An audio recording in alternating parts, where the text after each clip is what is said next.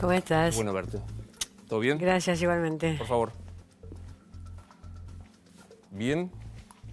Bueno, Ahí, ¿no? ¿Tomaste vacaciones? Sí, un poco. sí, tomé Un poco. 15 días de vacaciones. Bueno, arrancamos. Cuando quieras. ¿Qué es lo de mañana? ¿Qué significa lo de Hugo Moyano mañana otra vez en el 9 de julio? Bueno, es un episodio de una larguísima relación que han mantenido Macri y Moyano, en la cual la mayor parte del tiempo esa relación fue de amigos y aliados. La Nación ayer sacó una cronología con fotos en los cuales marca que no fueron presentados en una fiesta la semana pasada. Se conocen desde hace mucho tiempo. La ciudad hizo negocios con Moyano, Santilli discutió esos negocios, o sea que es un episodio de una larga relación. Seguramente Macri sabía quién era Moyano a lo largo de esa larga relación, por tanto no creo que se haya desayunado la semana pasada diciendo, oh, me dicen algunos fiscales que Moyano tiene enriquecimiento más allá de cualquier cosa que pueda ser probable. Lo sabía, como lo sabe de otros sindicalistas con los cuales ha mantenido relaciones, en especial con sindicalistas.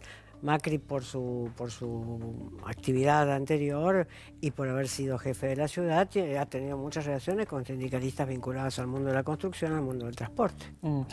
¿Sentís que se buscan como enemigos deseados, uno para construir poder, ven que es el kirchnerismo destituyente, y el otro que dice, ven que es el neoliberalismo que ajusta?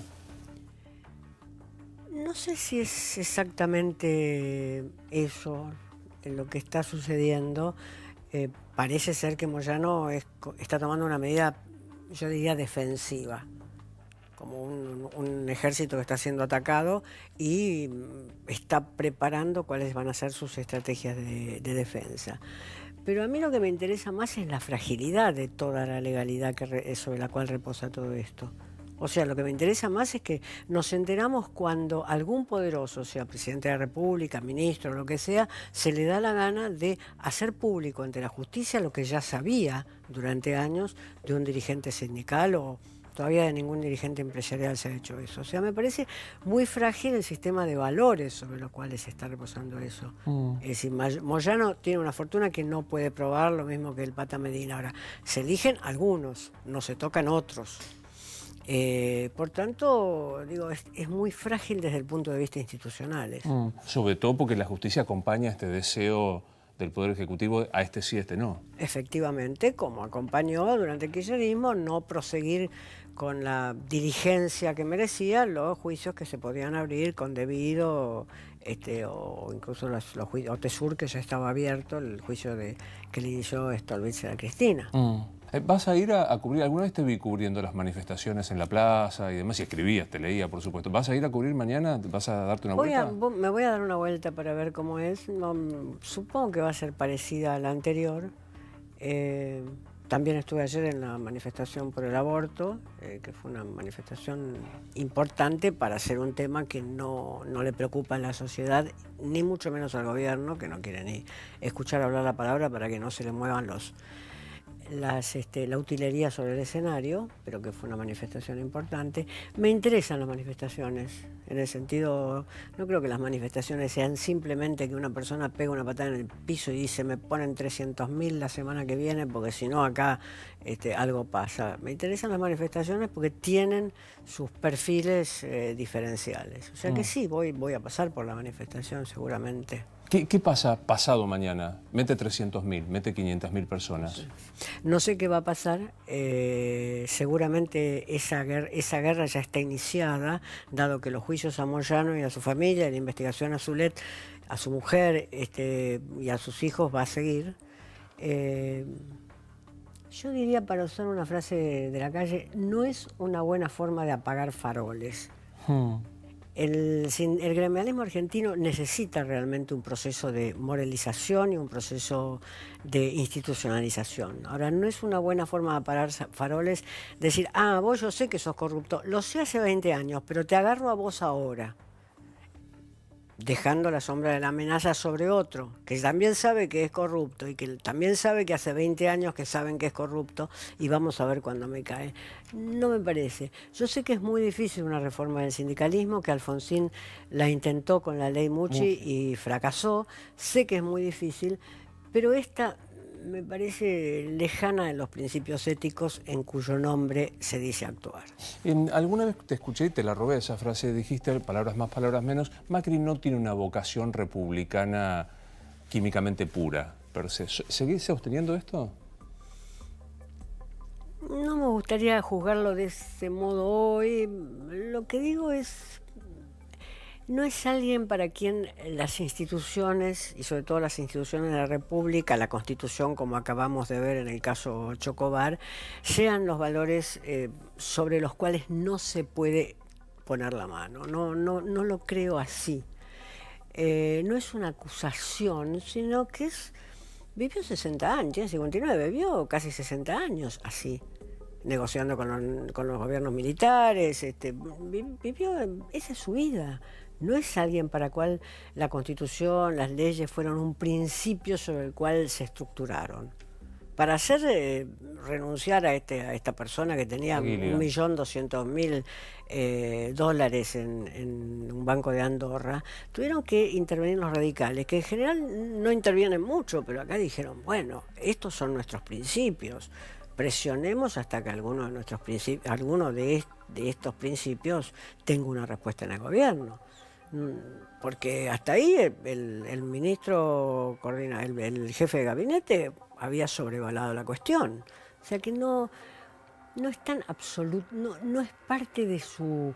Yo no quiero pronunciar la palabra ideología porque sé que queda mal. Es como, no sé, es como ponerse un vestido de 1940. Pero no es parte de su ideología. Todos de las instituciones y Claro, todos tenemos ideología. Sí, claro. Todos tenemos ideología, que es un conjunto de ideas, creencias. La ideología no son cosas escritas simplemente en los libros. La ideología son un conjunto de ideas, creencias, reflejos. Los reflejos que uno tiene provienen también del mundo de las ideologías. Bueno, no es parte del mundo de las ideologías de Macri. ¿Te atreves? Yo sé que lo has escrito y quien te sigue, pero digo, hoy, esta noche, ¿te atreves a decir cuál es la ideología de Mauricio Macri? Yo creo que es un empresario capitalista, pero no es Macron, porque ahí es donde uno empieza a hacer las diferencias. Y además es un empresario capitalista en un país tan transgresor, y lo digo como crítica y no como elogio. Para mí decir que una persona es transgresora es una crítica, no un elogio, en un país tan transgresor como la Argentina. Un empresario chileno pareciera ser que tiende menos a transgredir las leyes y los principios establecidos que un empresario argentino. Y Macri es un empresario que tiene una visión empresarial del país, que uno podría decir que en un momento clásico sería un desarrollista. Hoy ya no se puede hablar de desarrollismo porque la Argentina no podría ni siquiera aspirar a eso, que usa un discurso, no sé si cree está equivocado, que usa un discurso que él piensa que es entusiasmante, diciendo que la Argentina es un gran país, que todo el mundo le dice que quiere venir con su plata acá, cosa que es completamente inverosímil. La Argentina no es un gran país, ni siquiera en recursos naturales es un país que está entre los primeros 10 o 15. La Argentina no es un gran país. Si vos tuvieras plata, decime cuáles son los 20 países a los cuales la llevarías antes de traerlas a la Argentina. Entonces usa un discurso entusiasmante que al mismo tiempo no es realista. Yo comprendo que un presidente de la República tiene que usar un discurso entusiasmante, pero quizás otros principios, otras cualidades, otros valores podrían tomar una parte de ese discurso. ¿Se lo cree o es producto de este marketing del duranbarbismo? Bueno, yo espero que el presidente de la República no crea que la Argentina es un gran país y que la gente prefiere traer la plata acá en vez de llevarla a Singapur. Yo espero que no lo crea porque sería un acto de... en fin, enajenación respecto de la realidad mundial. O sea que espero que no lo crea. O sea que sea un discurso de voluntarismo y un cierto voluntarismo y una cierta hipocresía, digamos. Una cierta necesidad política, digamos, Sí, también, del ejercicio de la política en términos argentinos. Sí, en términos argentinos que no se entiende muy bien porque eso se necesita en Argentina. Yo nunca escuché a ningún presidente chileno o uruguayo diciendo que este es un gran país, que está entre los 10 primeros del mundo, que si va a Davos toda la gente lo sigue por la calle. No, no que escucho esas cosas dichas por uruguayos o chilenos. O sea que debe ser parte del estilo argentino. Alguna vez te lo pregunté y fuiste tajante y vuelvo. ¿Le prestás atención a Durán Barba? Lo conocí, conozco la obra de Eliseo Verón, sé lo que es análisis de discurso político, tuve el privilegio de tratarlo. A Eliseo. A Eliseo Verón, no le presto atención. ¿No te es relevante en el...?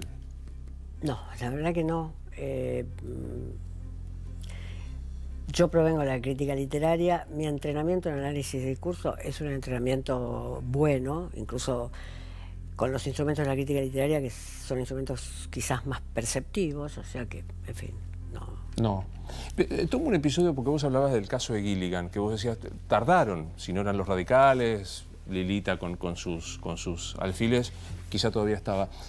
¿Cómo leíste el episodio de Jorge Triaca? Muy mal, como todo el mundo. Digo...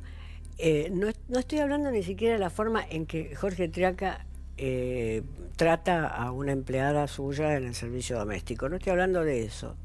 Estoy hablando de que la tenía en un sindicato que la había blanqueado en un sindicato que la había intervenido.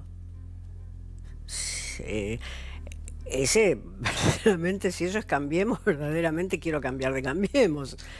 Por favor, que no vengan a atacarme como a Zaffaroni, al cual prácticamente se le ha sacado la libertad de expresión después de lo que dijo. Pero quiero decir, no me parece que un ministro pueda tener a su empleada, en particular, la que limpia su casa, en un sindicato que la había intervenido, afiliado a un sindicato, así, pasándola del negro al blanco en un sindicato que la había intervenido. Parece una profunda inmoralidad, profunda.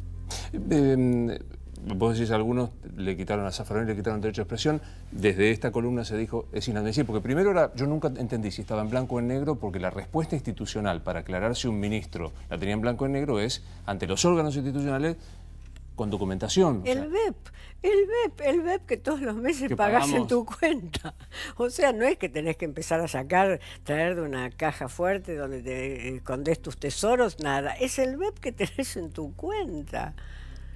Ahora, pedir el BEP es casi ser funcional a Cristina. ¿No sentís eso que vos estás diciendo esto? Vos estás pidiendo que... Aclaremos por lo que no sé qué es el BEP, que es este código que sacás en el home banking cuando entrás y le pagás el aporte mensual a la empleada que trabaja con vos.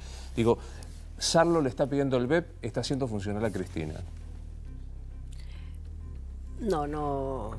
Digo, es un razonamiento elemental ese. No puede ser que cada cosa que uno diga criticando al gobierno de Macri sea funcional a Cristina, y sobre todo yo creo que hay que tener en cuenta el pasado político de las personas. Yo he sido una opositora fuerte al kirchnerismo, pero especialmente al gobierno de Cristina dentro de ese periodo, o sea que no tengo que rendir cuenta a nadie. Si me dicen que soy funcional del gobierno de Cristina, digo, bueno, ok, anda por la sombra, está bien. Hoy la ves a Cristina y ¿qué ves? Yo creo que alguien que no tiene ya chances políticas, aunque en un peronismo muy desarmado, puede ser todavía la carta, el comodín para rearmarse y pensar que puede ser conducida a una victoria, por una parte. Y por otra parte, creo que es la figura que Macri necesita. Necesita tener una especie de fantoche ahí autoritario, recordándole a sus votantes, a quienes lo votaron, a quienes volverán a votarlo y a quienes quizás no vuelvan a votarlo, que ojo, que si no me votan a mí... Es esto. Es esto. Creo que es eso. Pero digo, de la gran política salió. Se menemizó en términos del Menem que disputó con Néstor y que no se presentó en la segunda. ¿Está menemizada, Cristina? Yo creo que todavía es muy útil para la reorganización del Partido Justicialista, que nadie quiere perderla porque quien la tenga va a tener una mano para jugar en la mesa que es simbólicamente importante, digamos. O sea que para eso todavía sigue siendo muy útil. Nadie quiere perder a Cristina. Por eso los Rodríguez se encolumnaron de manera verdaderamente sorpresiva. No habían sido cristinistas en su existencia y de repente se encolumnan de manera sorpresiva porque, bueno, jugar esa carta... Ahora, también marca eso una cierta debilidad de ella, porque ella acepta que los Rodríguez jueguen también esa mano, mientras que ella antes trazaba los límites de quienes podían ser amigos, semi-amigos, un poquito amigos y enemigos, los trazaba de manera mucho más tajante. ¿Pregna el fantasma que vos definiste, el fantoche autoritario? ¿Es esto o es aquello? ¿Te parece que todavía sigue funcionando el temor a Cristina? Yo personalmente, si tengo que dar mi opinión, creo que no funciona de ese modo, pero el gobierno tendrá sus encuestas que le indican que eso puede llegar a funcionar, sobre todo en las próximas elecciones, y por tanto, en fin, todo suma. Todo suma. Tener a Cristina como fantoche en la oposición puede llegar a sumarle votos. Si yo fuera el gobierno me preocuparía más por los votos que está perdiendo que por los votos que Cristina le suma, pero bueno, esa es otra hipótesis. Yo no hago encuestas, o sea que no digo sino mis hipótesis. ¿Cuándo hablaste por última vez con Macri? Yo hablé una sola vez con Macri. O sea que la primera fue la última. Fue cuando la ciudad, en el 2010, dio unas preciosas medallas a algunos de sus ciudadanos y algunos que no pudimos ir al acto de recepción, él nos invitó a un almuerzo en la Casa de Gobierno de la ciudad, y ahí hablé y casi no voy a contar las anécdotas de ese encuentro. ¿Por qué? No, fue agradable. Es alguien que en el cara a cara, uno podría decir, sus excelentes modales mejoran cualquier cuestión. Se sentó a la mesa y uno de los que estaban recibiendo la medalla junto conmigo casi se desmaya porque se sentó a la mesa y Macri dijo: estoy harto de que los peruanos vengan a curarse a los hospitales de la ciudad.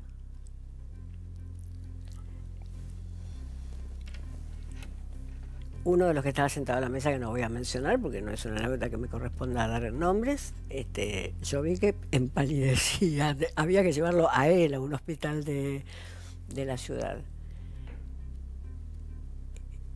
Y claro, todos quedamos sorprendidos porque quizás alguien pueda pensar eso, pero decirlo de una manera tan brutal en un almuerzo donde no conocía a los comensales que con toda gentileza había sentado a su mesa, era raro, ¿no? ¿No te da curiosidad intelectual, Macri? No. Hay otros políticos que me dieron mucha curiosidad intelectual y que de todas maneras no conocí porque, bueno, Alfonsín era un político que me hubiera gustado conocer, pero ¿por qué no conocí? Porque yo creo que el presidente de la República aporta tanto peso en su propio estado de presidente de la República que si uno quiere tener una cierta objetividad, salvo que vaya en misión periodística, mejor no conocerlo, no sentarse a un asado, digamos, para no caer bajo, no bajo una fascinación mal empleada, sino eso sucede con los presidentes. Pero me hubiera gustado conocer a Alfonsín, a quien vi 2 o 3 veces después que dejó de ser presidente. Sin duda me hubiera gustado hacer un gran reportaje a Menem.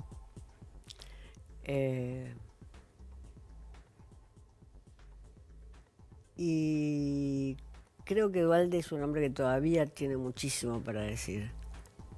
Y lo va diciendo con mucha prudencia, jugando con la prudencia que lo caracterizó siempre. ¿Néstor nunca te generó tampoco una curiosidad, no digo intelectual, pero una curiosidad de cómo armó, cómo conformó su poder? A Néstor lo conocí en un almuerzo que organizó Alberto Fernández. En realidad lo organizó bárbaro el almuerzo en la oficina de Alberto Fernández, y Néstor no se sentó a la mesa. Hacía 5 o 6 meses que era presidente, estábamos Tulio Alperín y yo. Néstor no se sentó a la mesa, pero entraba y salía, porque la oficina de Alberto Fernández estaba pegada a la presidencial. Entraba y salía y largaba sus frases. Me impresionó como alguien extremadamente inteligente y astuto. Y estaba la entonces senadora Cristina Fernández también. que no nos impresionó ni al Perín ni a mí del mismo modo, pero fue un almuerzo agradable. ¿No te resultó ni inteligente ni astuta? Es muy parecida a lo que muestra cuando habla en público. ¿Esto es? Esto es que le bajaba Historia Argentina al Perindongui, digamos, cosa que uno se cuida de hacer, más bien cuando uno... Yo lo conocí mucho a Tulio Alperindongui, fui muy amiga de él, y más bien uno le preguntaba cosas y si tenía algo que discutir empezaba a dar vueltas alrededor de las opiniones que muchas veces eran muy paradójicas de Tulio. No se me ocurría decirle, bueno, acá el impuesto Baring Brothers, Tulio, no se me ocurría. Claro. Incluso para formular la pregunta frente a un Tulio Alperín, uno se cuida. Bueno, un poco lo que me pasa con vos. O sea, cuando yo voy a hacer una pregunta, tengo cierta aprensión de no meter la pata, de no ser... Tulio era como un depósito viviente de la historia argentina, porque conocía hasta el último papel periodístico de la historia argentina, desde el siglo XIX hasta la actualidad, además de conocer la historia de las ideas políticas. Entonces, daba la impresión de que la senadora no tenía el mismo juicio. ¿Qué le parecía así un señor divertido?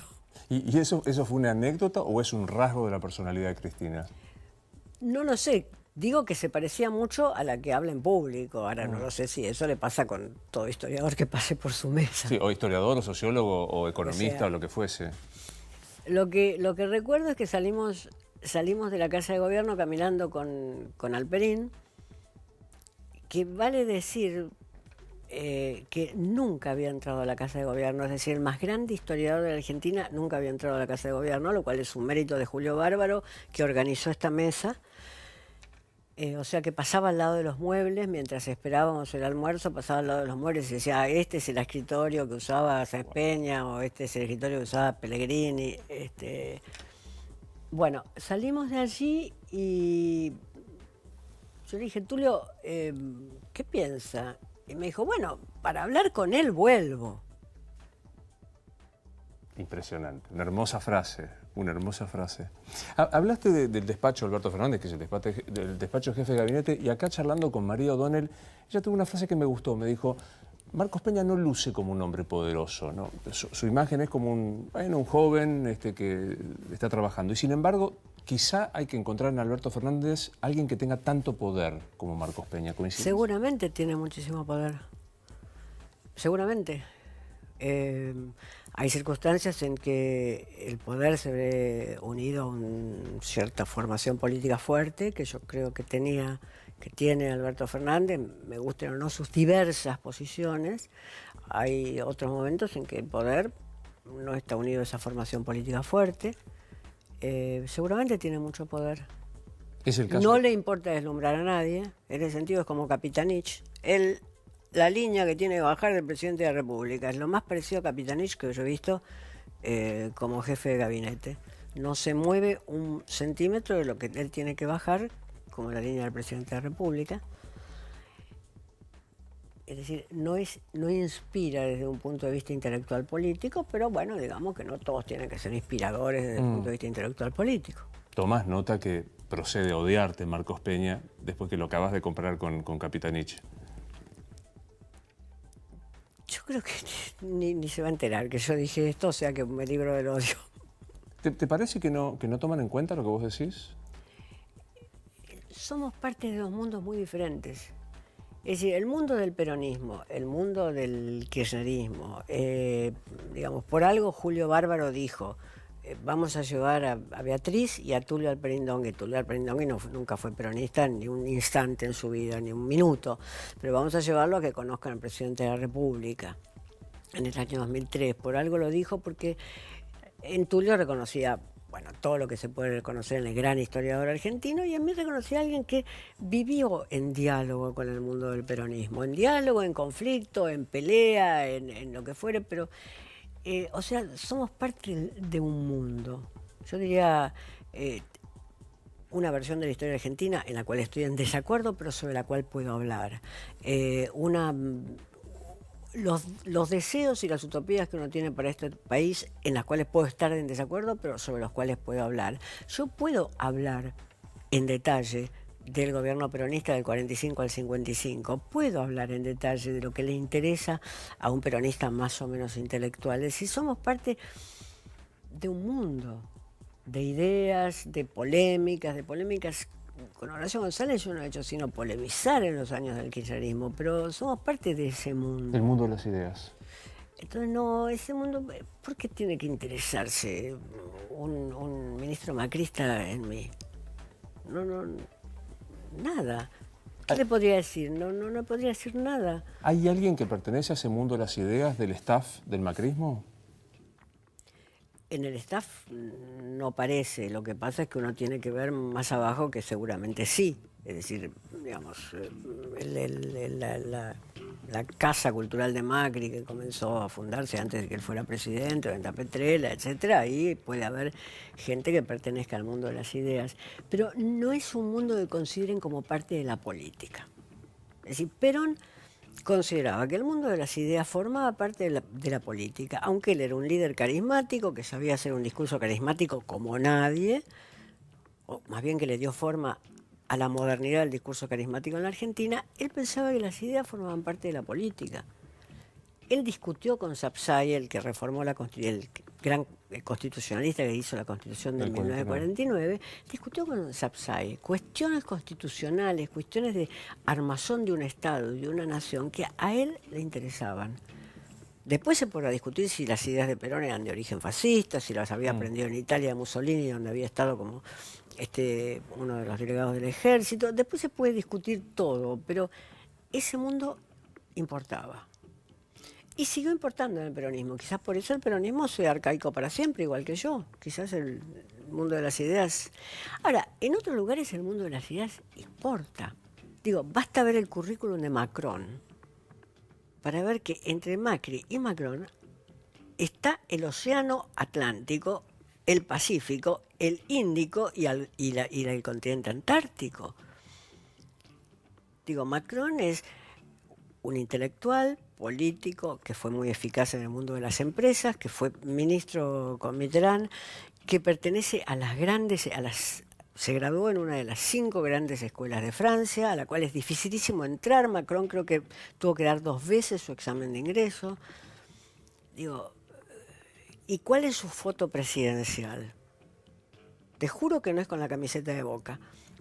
Su foto presidencial es en un escritorio donde él tiene las 2 novelas importantes del siglo XIX francés.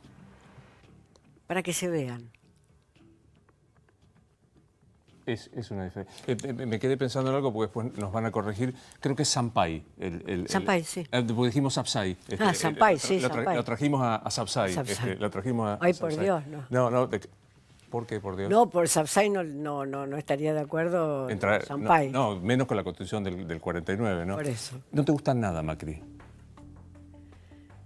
No me gusta, pero a ver, no importa si a mí me gusta o no me gusta. A mí lo que me importa es otra cuestión, es como un presidente que gobierna la Argentina. ¿Cuál va a ser la Argentina que va a quedar después de los 8 años de Macri, los 4 años de Macri, los años que Dios le tenga reservados?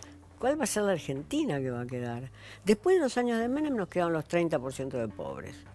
Yo tengo una anécdota que me disculpo en contar, pero que es una anécdota que a mí me resultó sobrecogedora. Yo estaba hace el año 94, 1994, por ahí, estaba por Pompeya, de noche.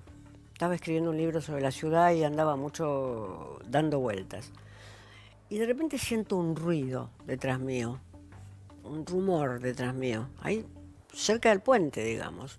Me doy vuelta y estaban entrando los cartoneros. Yo dije, ¿quién es esta gente? No es que no sabía, existían cartoneros, pero ¿quién es esta gente que entra como un ejército en la ciudad? Eso nos quedó del menemismo, ¿no es cierto? Nos quedó el 30% de pobres, también con un optimismo económico formidable, donde decíamos que los argentinos rompíamos el tomate en cualquier momento. Entonces, mi interrogante es ¿qué nos vamos a encontrar cuando nos demos vuelta dentro de 5 años? Ojalá sea algo mejor de lo que tenemos ahora, que realmente es muy penoso. Con 2 años y chirolas de gestión, ¿qué te parece que es lo probable que pueda encontrarse después de la gestión de Macri? mucha infraestructura, van a poner cemento, no te quedes parado porque te pasan encima de un cemento. Son constructores. Digo, mucha infraestructura es lo que dicen que van a hacer y que están haciendo. Lo cual hay gobiernos periodos en la historia argentina se caracterizaron por eso. Por ejemplo, en la década del 30 el general Justo, que fue el que empezó a construir el sistema vial moderno de la Argentina. O sea que no me parece mal. Si quiere el destino del general Justo, las estaciones modernistas de YPF que van apareciendo a lo largo de los caminos en los lugares más insólitos ya datan de esa década 30-40. Mucha infraestructura seguramente. Eso sí. ¿Ves a Vidal y qué ves en María Eugenia Vidal? Veo la eficacia que han logrado algunas mujeres en la política. Y si me permitís una cortísima historia, cuando Graciela Fernández Mejídez se lanzó por primera vez, a diputada no había problema, porque íbamos todos, pero cuando ya se lanzaba en provincia de Buenos Aires, yo trabajaba en el FREPASO, la pregunta es, ¿nos da con una mujer? Y ahí, con el éxito que tuvo Graciela en esos años 90, ahí nos empezamos a dar cuenta que la mujer podía empezar a hacer una buena inversión en política. Porque éramos mujeres también, mujeres y hombres, los que empezamos a preguntarnos, ¿nos alcanza con una mujer? De cabeza de lista, de esto, lo otro. Yo creo que Carlos Aullero, el demócrata cristiano, lo vio muy bien. Él fue el que tironeó muy fuerte en los primeros años por Graciela. Y entonces creo que esto se ha ido multiplicando. Es decir, que ser mujer en política debe costar mucho llegar, no me cabe la menor duda, porque si no las feministas van a salir a matarme. Vos no sabés todo lo poco que duermo porque tengo que hacer todo esto. Debe costar mucho llegar, pero hoy ya no es una cualidad negativa, sino más bien yo diría que es una cualidad positiva. Pero para vos es solo una inversión, a ver, inversión dicho con el mayor de los respetos, pero ¿es solo una inversión positiva por una cuestión de género o tiene otro valor que la califica? No, digo esto para desmarcar. Pareciera ser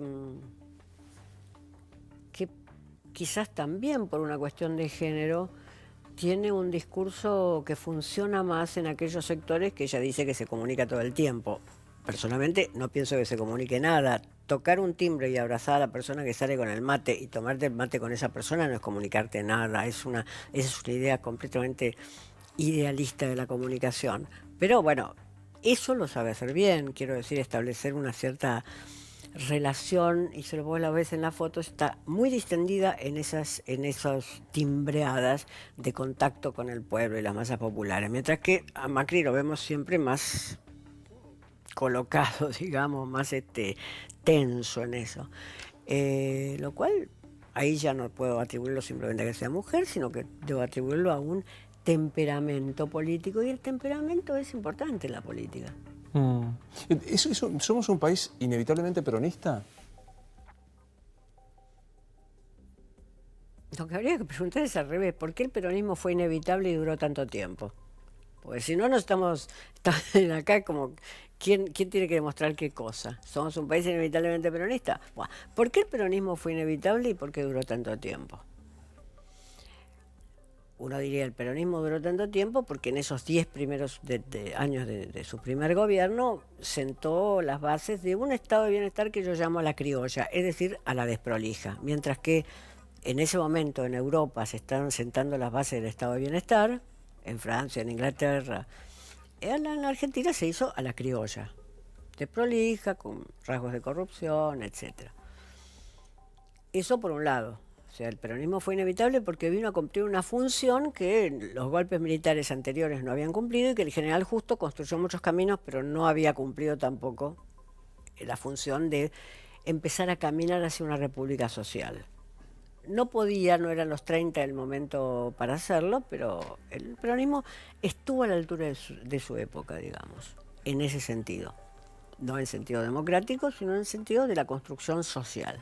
Ahora, después, ¿por qué perdura? No es porque es inevitable, sino porque se vuelve inevitable. Porque tuvimos un golpe de Estado en 1955. a 2 años que Perón tuviera que renovar o irse, lo que fue. Un golpe de Estado en 1955. Después un golpe de Estado contra Frondizi. Después varios golpes en el medio, me los salteo. Un golpe de Estado contra Ilia. Entonces, después, la dictadura del 76. La Argentina es un país sin continuidad institucional. Cuando yo digo Macri es un ducho de tratar con gobiernos autoritarios, es porque toda su vida, por razones cronológicas, o se sustraía eso, como nos sustrajimos muchísimos argentinos, o eso era lo que existía. Construías para los gobiernos autoritarios, hacías puente para gobiernos autoritarios, o lo que fuere. Hacías negocios para gobiernos autoritarios, hacías negocios truchos para gobiernos autoritarios, lo que fuere. Entonces, el peronismo, en Argentina, el peronismo es inevitable, pero entonces pensemos la torpeza de quienes quisieron que el peronismo fuera inevitable. ¿Cómo construyeron esa necesidad? ¿Cómo construyeron eso? No se podía pronunciar la palabra Juan Perón hasta 1957. No se podía escribir en un diario. Sí, la proscripción en Frondizi, la proscripción en Ilia, digo, la llegada de ellos, quiero decir, ¿no? Efectivamente, pero además Ilia, que con espíritu democrático, radical, uno diría, iba a abrir las elecciones a un partido justicialista, se llamara como se llamara, ahí de nuevo se terminó. Tenés la suerte de Barros Esqueloto y te llama mañana el presidente para la Casa Rosada. ¿Vas primero? Uno va donde le interesa mucho. Yo tenía, digamos, interés de conocerlo a Kirchner, que era un político completamente desconocido, no estaba en el radar. Estaba como no estaba para ninguno de los argentinos. No, claro. ¿De qué podemos hablar? ¿De qué puedo servir? ¿Por qué va a perder un presidente 2 horas conmigo, que son muy valiosas? ¿Y por qué yo las perdería con un presidente sin poder servir para nada en esa reunión? No veo el sentido. Uno hace cosas con sentido. ¿Hay un signo cultural del gobierno de Macri? ¿Tiene una política cultural? No la veo todavía muy definida. Él la definió en la ciudad, la definió Lombardi en la ciudad y la defendió bien. Es una política popular con algunos elementos de conservación de la cultura. Hoy hay algunas cuestiones que están en peligro, hay programas del Colón que están en peligro, o sea que entre el Colón y un gran festival no sé qué van a elegir, pero no veo muy definida una política cultural, ni tampoco me parece tan importante. A mí me parecería más importante definir una política educativa. Digo, me parece importante que la cultura tenga muchos recursos. Y un buen ministro, yo creo que Abeluto está en capacidad sabe mucho Abeluto de eso, está en capacidad de hacerlo. Me parecería mejor que estuvieran pensando qué van a hacer con el secundario para los chicos que van a quedar para siempre fuera del mundo del trabajo. Entonces, eso me inquieta mucho más que una política cultural. Y no es creando pasantías en 5º año, porque esos chicos que quedan fuera del mundo del trabajo quedan antes de llegar a 5º año, quedan cuando largan la escuela secundaria en 2º o en 3º.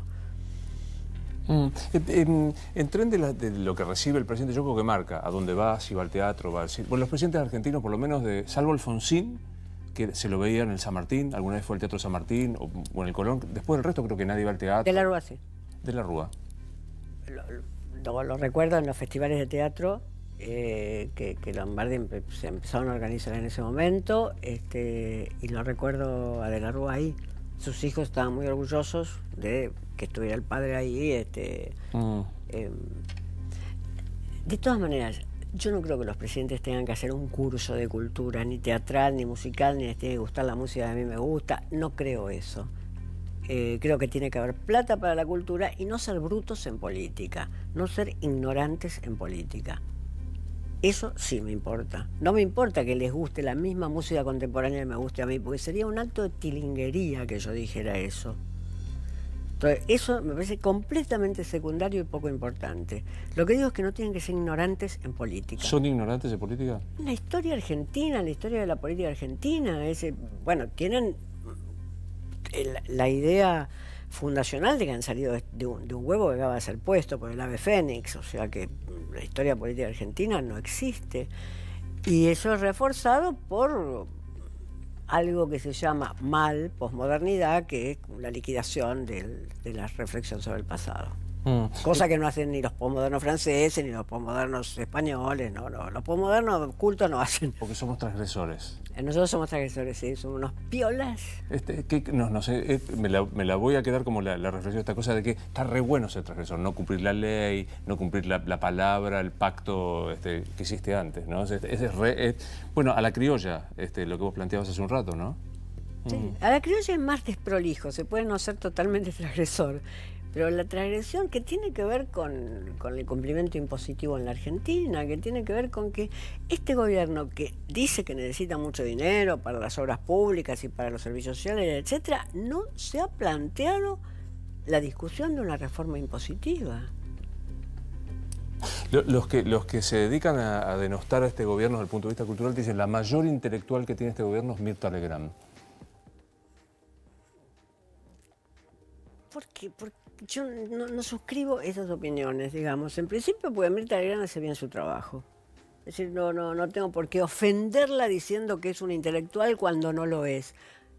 Es una persona que ha logrado durante, no sé, 50 años, 40 años, etcétera, mantener un nivel de calidad, yo diría, sostenido, creciente, en un trabajo que no será el más difícil del mundo, pero tampoco debe ser el más sencillo. Entonces, decir que la intelectual de este gobierno ya es empezar ofendiendo a uno. No tienen intelectuales, porque la categoría de intelectual es la categoría que les falta en su vocabulario. Entonces yo saco a Mirta Legrand, que hace bien su trabajo, y digo, lo que no tienen es la necesidad de un pensamiento intelectual. Entonces, ¿por qué voy a comprometer a Mirta Legrand en esto?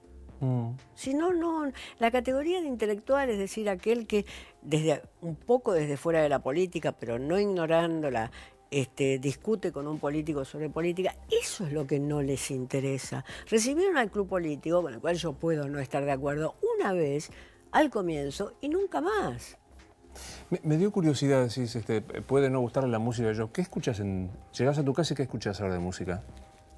En general, cuando llego a casa, jazz desde Charlie Parker hasta hoy. Hasta ahora.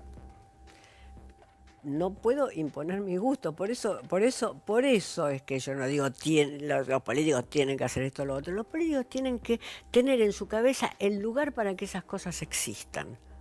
No es que tienen que escuchar música contemporánea en el Colón Contemporáneo, que ojalá fueran.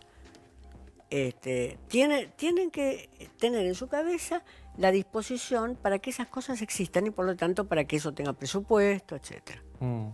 Regalale a Cristina y a Macri un libro que imprescindiblemente deberían leer. ¿Sí? Sí. No sé, no se me ocurre un libro que imprescindiblemente deberían leer. De lo que estás leyendo, de lo que leíste, de lo que citaste a Macron con las dos novelas más importantes de la literatura francesa del siglo XIX. Digo, no sé si hasta ahí volamos, pero digo... Pero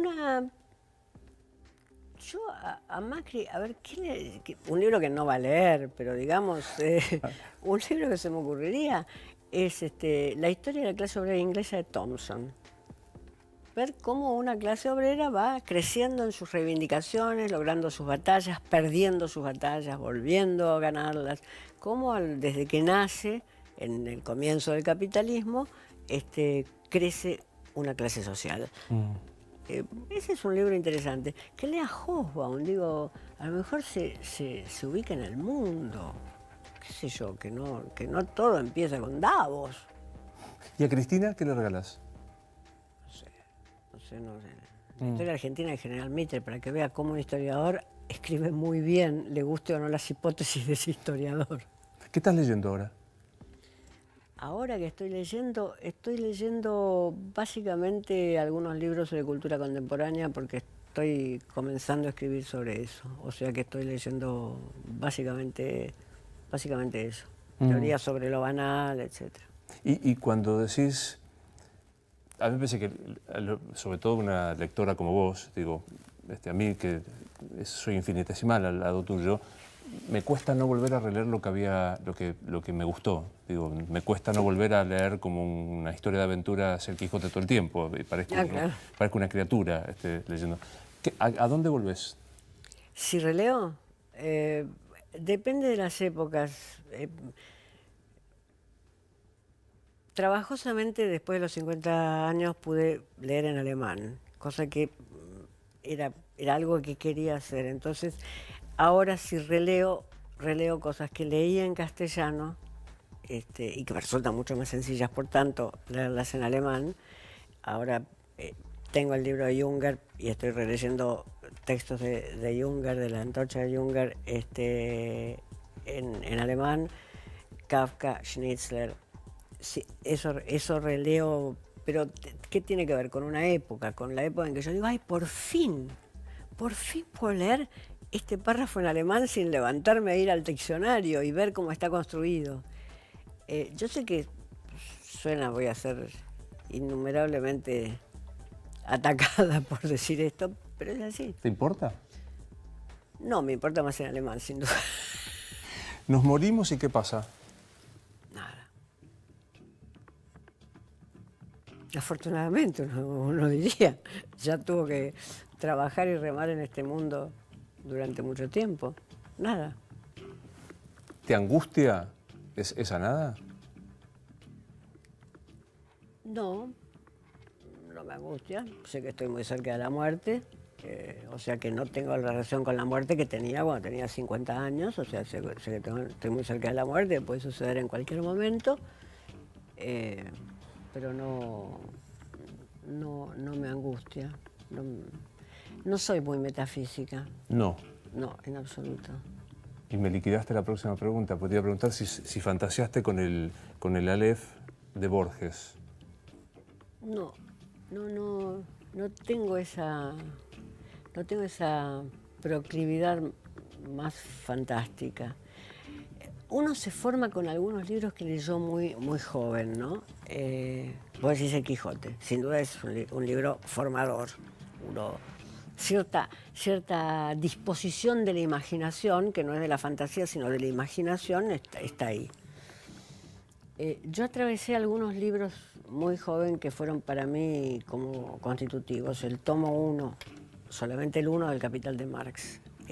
Atravesar ese libro es como armarte el cerebro nuevamente. Vos sentís el ruido que te hace la cabeza. Sentís el ruido, literalmente. Tuve la suerte que un amigo mío, filósofo, me explicara antes algunos capítulos de la lógica de Hegel y después yo sentía el ruido que mi cabeza hacía leyendo eso. Entonces uno se forma, no para tener ruidos en la cabeza permanentemente, pero uno se forma con ciertos libros que le dan un cierto tipo de arquitectura. Por eso a mí me gustó mucho la literatura francesa del siglo XIX y me gusta mucho la literatura alemana del siglo XX, arrancando con Thomas Mann, naturalmente. Es decir, libros que dan una arquitectura muy firme del mundo al cual se refieren, digamos. ¿Borges es? Lo máximo. Un próde. Nos tocó, lo hubiera podido tocar a los uruguayos. Digo, hasta primos en Uruguay tenía. Es algo que la literatura argentina, no digo que era imposible que tocara, había muy buenos escritores contemporáneos de Borges, pero digamos, esa dimensión del genio podía haber tocado el país de al lado tranquilamente. Es un y por tanto, para todos los que hacemos literatura, hacemos crítica literaria o historia literaria, es completamente inevitable. Cuando yo terminé de escribir mi libro sobre Borges, bueno, se publicó, yo dije, bueno, ya está. Y después abro mis carpetas de archivos y veo que siguen saliendo textos sobre Borges de esas carpetas. El libro se publicó, no sé, en el 2000. Yo lo empecé a escribir en Inglaterra, o sea que lo di primero como conferencias en inglés, un gran homenaje a Borges. Y después lo escribí primero salió en inglés y después en castellano. Y yo dije, ya está, en el año 1994. Y después miro año a año, cuando uno organiza los archivos, a ver qué pasó con esto, año a año veo que siguen y siguen y siguen y siguen los textos sobre Borges.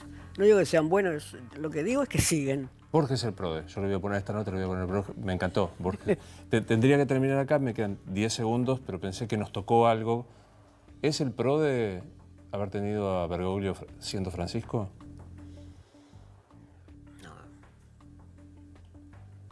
En todo caso, hay que ver qué PRODE es ese.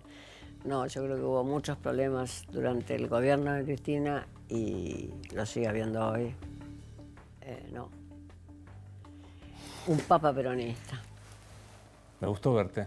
Es un placer. Gracias, gracias. Esto es Luis Novarecio Entrevista. Hasta mañana.